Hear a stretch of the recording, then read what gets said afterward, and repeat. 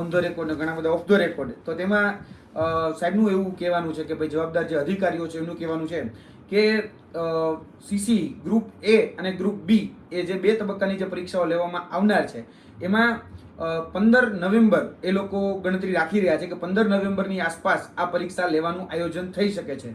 એટલે 15 નવેમ્બરની આસપાસ આ તમારી જે મુખ્ય પરીક્ષા એટલે કે ગ્રુપ એ અને ગ્રુપ બી ની જે પરીક્ષાની વાત કરી રહ્યો છું એમાં સંભવતઃ પહેલા ગ્રુપ એ ની જે પરીક્ષા છે એ પરીક્ષાનું આયોજન કરવામાં આવશે.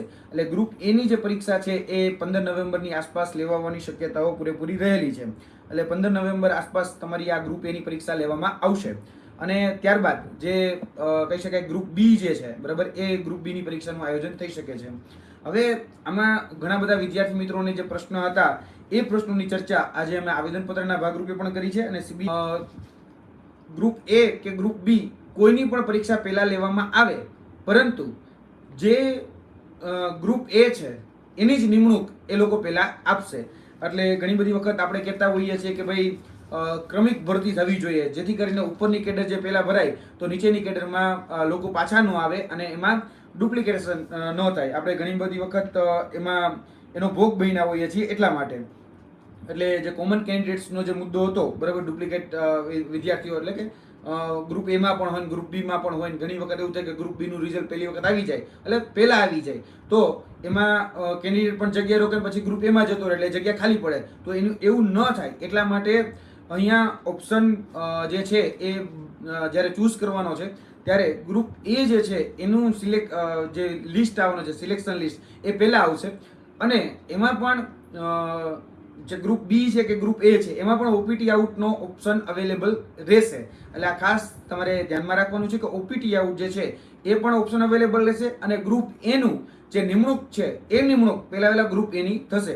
બીજી વાત હતી કે ભાઈ કેટલા ગણા અહીંયા જે જોવા જઈએ તો ગૌણ સેવા પસંદગી મંડળનું કેવું એવું છે કે ભાઈ જગ્યા છે એ જગ્યાના 7 ગણા ઉમેદવારોને બોલાવવામાં આવશે.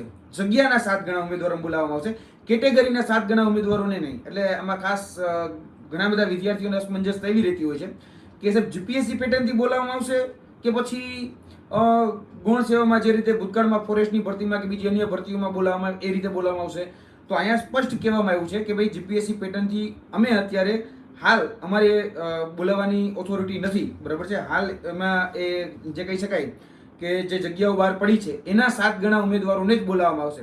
એટલે લગભગ જોવા જઈએ તો 5500 જગ્યા છે 5554 એના 7 ગણા ઉમેદવારોને બોલાવવાની એ લોકો તૈયારી કરી રહ્યા છે. 37,000 થી સમથિંગ 37,500. એટલે 4 દિવસની અંદર એ તમારી મેરિટ યાદી જે છે એ મેરિટ યાદી તમારી આવી જવાની છે. લગભગ 14ની સાંજ સુધીમાં 14 તારીખની સાંજ સુધીમાં તમારી જે મેરિટ યાદી છે એટલે સીસીની જે મેરિટ યાદી છે એ મેરિટ યાદી આવી જવાની છે. અને અમારા જે ઇન્ટરનલ ઇનપુટ્સ જે છે એ સ્પષ્ટ કહી રહ્યા છે કે તમારા માર્ક્સ સાથેની પીડીએફ એ જાહેર થશે.